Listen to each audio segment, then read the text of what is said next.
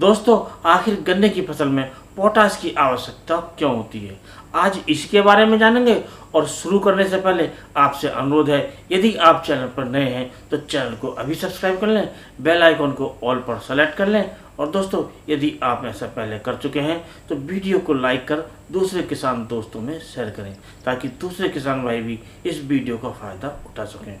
तो दोस्तों, चाहे हम गन्ने की फसल बोते हैं या कोई दूसरी फसल बोते हैं, तो उससे पहले हम मिट्टी की जांच करा लेते हैं, और जो तत्व कम होता है उसकी जो हम ज़्यादा प्रयोग करते हैं, और जो तत्व भूमि में ज़्यादा होता है उसका हम कम प्रयोग करते हैं। लेकिन हमारे अधिकतर किसान मिट्टी की जांच ही नहीं कराते हैं, और मिट्टी की जांच नहीं कराने का मतलब होता है अंदाजे से हम उस खादों का प्रयोग करते हैं, एक आइडिया लगा लेते हैं, उसी के अनुसार कर लेते हैं, या कोई प्रचलन बन जाता है, उसी के अनुसार विभिन्न खादों का प्रयोग कर लेते हैं। और ये जो खाद हैं इनका विभिन्न प्रकार के जो खाद होते हैं इनका विभिन्न महत्व है। और पोटाश एक ऐसी चीज़ है, एक ऐसा खाद है जिसका अलग ही महत्व है। यदि कहा जाए कि ये पोटाश है ये विभिन्न फर्टिलाइजर्स का बाप है तो अति संयुक्ति नहीं होगी, क्योंकि दोस्तों ये जो पोटाश होता है ये अपना कार्य तो करता ही है, ये दूसरे खादों की उपस्थिति में ये दूसरे खादों की क्रियाशीलता है वो भी बढ़ा देता है।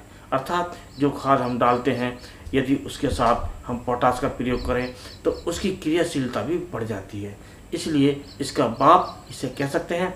अर्थात इसके लगाने से हमें ज़्यादा फायदा है।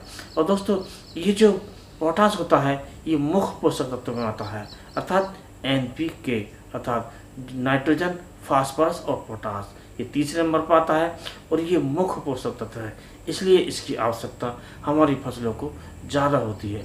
और लेकिन जो हमारे अधिकतर किसान हैं इस पर ध्यान नहीं देते हैं, अर्थात पोटाश का प्रयोग नहीं करते हैं। जो किसान भाई NPK 12-32-16 का प्रयोग कर लेते हैं या दूसरे पोटाश युक्त खादों का प्रयोग कर लेते हैं तब तो कर लेते हैं, लेकिन वो पोटाश का प्रयोग अलग से नहीं करते हैं। लेकिन ये बहुत ज़रूरी होता है, क्योंकि जो किसान भाई हमारे DAP का प्रयोग करते हैं या SSP सिंगल सुपर फास्फेट का प्रयोग करते हैं उनके लिए तो ये काफ़ी ज़रूरी होता है। अब बात करते हैं ये क्यों ज़रूरी होता है। तो दोस्तों, जैसे हमने पहले बताया कि ये NPK ये 3 तत्व होते हैं, इनमें जो मुख्य पोषक तत्व ये तीसरे नंबर का होता है, इसकी काफ़ी आवश्यकता होती है।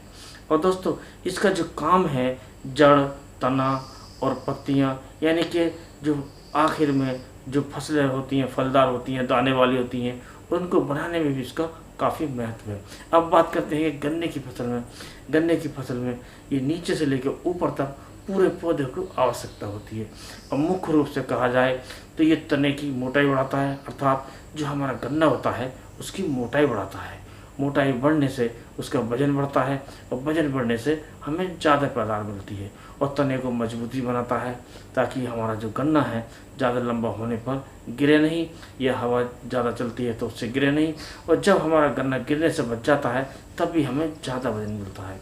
और विभिन्न प्रकार के जो रोग हैं उनके प्रति ये लड़ने की क्षमता हमारे पौधों में ये पैदा करता है, अर्थात हमारे गन्ने में ये प्रतिरोधक क्षमता को बढ़ाता है।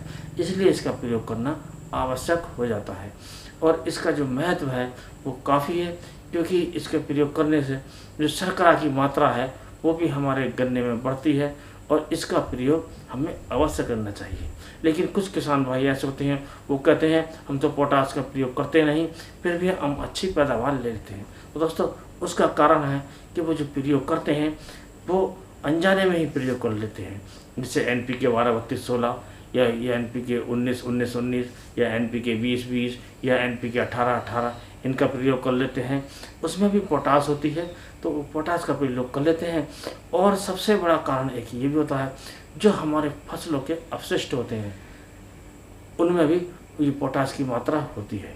वो जब गल जाते हैं, सड़ जाते हैं, तो वो पोटाश में तब्दील होकर हमारी मिट्टी में ये समाहित हो जाते हैं और हमारे पौधों को मिलते हैं।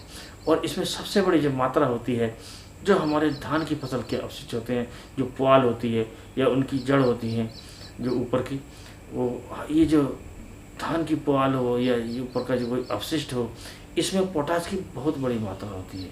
यदि हम इसमें मिट्टी में मिला दें, गला दें, सड़ा दें, या हम इसे अच्छी प्रकार जुताई करके खेत में मिला दें, तभी पोटाश की पूर्ति हो जाती है। इसीलिए भी हमारे कुछ किसान भाइयों को पोटाश का महत्व नहीं पता लगता है, लेकिन ये पोटाश का काफ़ी महत्व है और हमें पोटाश का प्रयोग अवश्य करना चाहिए। यदि हम बुवाई के समय प्रयोग कर लेते हैं पोटाश तो काफ़ी अच्छा रहता है। उस समय से भी हमारे पौधे अच्छे दिखाई देते हैं, अच्छे हष्ट-पुष्ट होते हैं, रोग रहित होते हैं और काफ़ी मोटे कल्ले निकलते हैं। और दोस्तों, यदि हम उस समय नहीं कर पाते हैं तो जब हमारी फसल परिपक्व अवस्था में आने को होती है, जो ये समय चल रहा है, तो इस समय हमें पोटाश की काफ़ी आवश्यकता होती है। तो इस समय हम पोटाश अवश्य प्रयोग करना चाहिए। यदि हम पोटाश का प्रयोग नहीं कर सकते हैं तो हमें पोटाश का प्रयोग अवश्य करना चाहिए। अब पोटाश की बात करते हैं कि इसकी हम पूर्ति कैसे करें। समस्या भैया गाड़ी बांध दिए।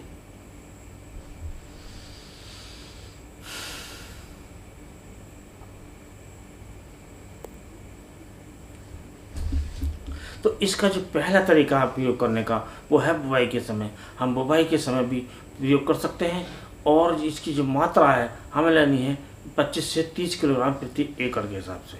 यदि हम NPK 12-32-16 का प्रयोग करते हैं तो कोई ज़्यादा आवश्यकता नहीं होती है। यदि हम DAP का प्रयोग करते हैं या SSP सिंगल सुपर फास्फेट का प्रयोग करते हैं तो इसका प्रयोग काफ़ी ज़रूरी होता है। और दोस्तों, उसके बाद जब हम विभिन्न खाद जो पर्णीय छिड़काव में करते हैं, स्प्रे में करते हैं, तो उसमें भी हमें इन खादों का प्रयोग कर सकते हैं, जैसे NPK 19-19, NPK 18-18 या NPK 20-20 या NPK 00-50। इनका प्रयोग करके भी हम पोटाश की पूर्ति कर सकते हैं।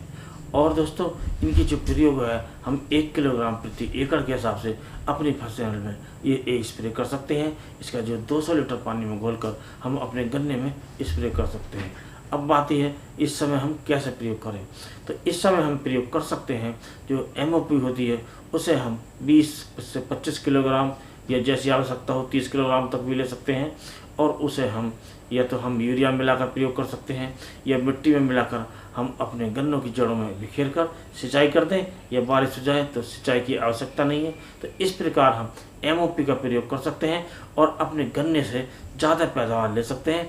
ज़्यादा पैदावार के साथ साथ जो क्वालिटी है वो भी शानदार ले सकते हैं, क्योंकि इससे गन्ने की मोटाई बढ़ेगी, गन्ने की जो मजबूती है वो बढ़ेगी और जो गन्ने में शर्करा की मात्रा होती है वो भी बढ़ती है। और इससे रिकवरी गन्ने की आएगी, वो ज़्यादा आएगी, क्योंकि जो ज़्यादा रिकवरी मिलेगी अर्थात जो गन्ने से हमें चीनी की मात्रा ज़्यादा मिलती है तो उसे शुगर मिल ज़्यादा पसंद करती हैं। तो इसमें हमें क्वालिटी शानदार मिलेगी और हमें रेट भी ज़्यादा मिलेंगे। तो इस प्रकार हम पोटाश का प्रयोग करके अपनी गन्ने की फसल से ज़्यादा पैदावार ले सकते हैं, क्वालिटी ज़्यादा शानदार ले सकते हैं। तो दोस्तों, आज की वीडियो में बस इतना ही। अगले वीडियो में नए टॉपिक के साथ फिर मिलते हैं। तब तक के लिए नमस्कार।